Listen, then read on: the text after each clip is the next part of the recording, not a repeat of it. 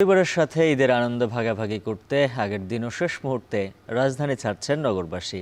ফাঁকা ঢাকায় মোটামুটি নির্বিঘ্নেই ঢাকা ছাড়ছেন তারা, যদিও কিছু জায়গায় রয়েছে বাস সংকট ও অতিরিক্ত ভাড়া আদায়ের অভিযোগ। এছাড়া লঞ্চ টার্মিনাল ও রেল স্টেশনেও রয়েছে ঘরমুখো মানুষের চাপ। বিস্তারিত জানাতে রাজধানীর গাবতলী বাস টার্মিনাল থেকে যুক্ত আছেন সহকর্মী সাজিদ আরাফাত এবং সদরঘাটে রয়েছেন সহকর্মী জাহিদ হাসান। শুরুতেই যাচ্ছি সাজিদের কাছে। সাজিদ, জানাবেন ঈদের আগের দিন গাবতলীতে ঘরমুখো মানুষের ভিড় কেমন দেখছেন? বাস সংকট রয়েছে কিনা আর বাড়তি ভাড়া আদায়ের কোনো অভিযোগ রয়েছে কিনা?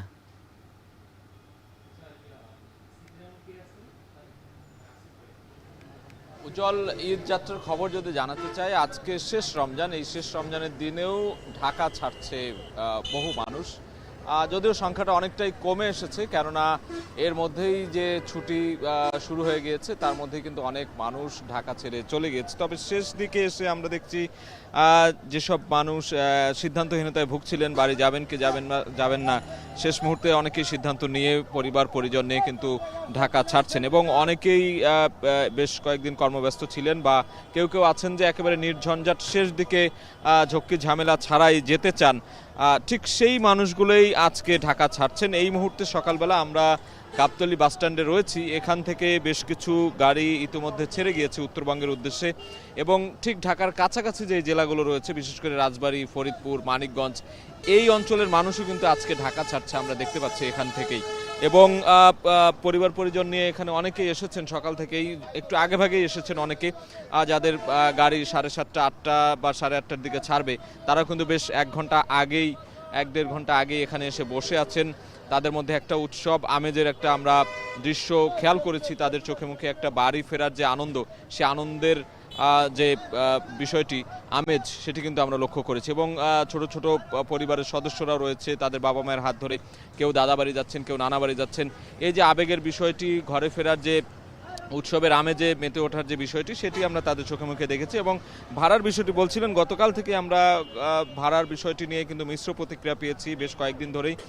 বিশেষ করে দূরপাল্লার যে বাসগুলো রয়েছে সেখানে 50, 100, 150 টাকা করে বেশি নেয়ার যে প্রবণতা, সেটি কিন্তু লক্ষ্য করা গেছে এবং এই বাড়তি ভাড়াটুকু দিয়েই কিন্তু ঘরে ফিরছেন যারা উৎসবপ্রিয় মানুষ আছেন, প্রিয়জনের সঙ্গে ঈদ করার জন্য।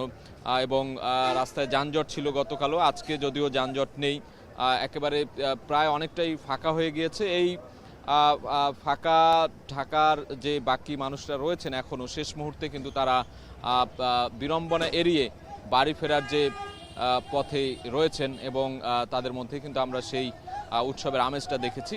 এই মুহূর্তে বেশ খানিকটা ভিড় কিন্তু রয়েছে, আমরা দেখতে পাচ্ছি।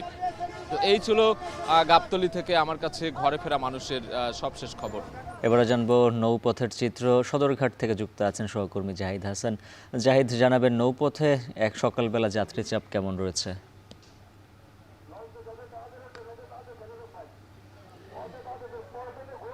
উজ্জ্বল, দক্ষিণাঞ্চলের কয়েকটি জেলার মানুষ নৌপথে ঈদের সময় বাড়িতে যান বা সবসময় তারা নৌপথে লঞ্চ যোগাযোগে তারা যাতায়াত করে থাকেন।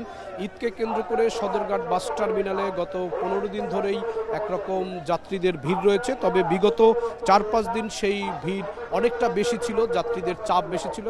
সকাল থেকে যাত্রীদের চাপ চোখে পড়ার মতো রয়েছে সদরঘাট লঞ্চ টার্মিনালে, কারণ আজকে রোজার শেষের দিন আর একদিন পর অর্থাৎ কয়েক ঘন্টা পরেই ঈদের আনন্দ। এ কারণে সকাল সকালেই দক্ষিণাঞ্চলের মানুষ, বিশেষ করে চর জেলা ভোলা, বদ্বীপ জেলা ভোলা, বরগুনা, পটুয়াখালী, ঝালকাঠি, পিরোজপুর, এই অঞ্চলগুলো, বরিশালের বিভিন্ন উপজেলা, একই সঙ্গে চাঁদপুরের মানুষরা কিন্তু এই সদরঘাট লঞ্চ টার্মিনাল থেকে তারা স্বজনদের কাছে শিকড়ের টানে মাটির ঘ্রাণ নেওয়ার জন্য তারা ঢাকা ছাড়ছেন। আর ছুটি যেহেতু সব ধরনের প্রতিষ্ঠানের ছুটি হয়ে গেছে ঈদের আগের দিন আজ, এ কারণে সবাই বাড়িতে ফেরার জন্য চেষ্টা করছেন। তারা যেই লঞ্চগুলো পাচ্ছেন সেই লঞ্চগুলোতে উঠে যাচ্ছেন এবং নির্ধারিত সময়ের মধ্যেই লঞ্চগুলো ছেড়ে দেওয়ার চেষ্টা করছে। এবং মোটামুটি সকাল থেকে যে লঞ্চগুলো এই সদরঘাট লঞ্চ টার্মিনালে ভিড় করছে বা যারা নোঙর করে আছে, তারা বলছেন যে তাদের যাত্রী ভরা মাত্রই, যাত্রী বোঝাই হওয়া মাত্রই তারা ছেড়ে যাচ্ছেন এবং তারা কোনো সময় বেঁধে দিচ্ছেন না। এ কারণে যাত্রীরা এসে তারা তাদের নির্ধারিত যে লঞ্চ রয়েছে, তাদের যে রুট রয়েছে, যেই জেলায় যারা যাবেন, যেই এলাকায় যারা যাবেন, সেই লঞ্চগুলোতে তারা উঠছেন।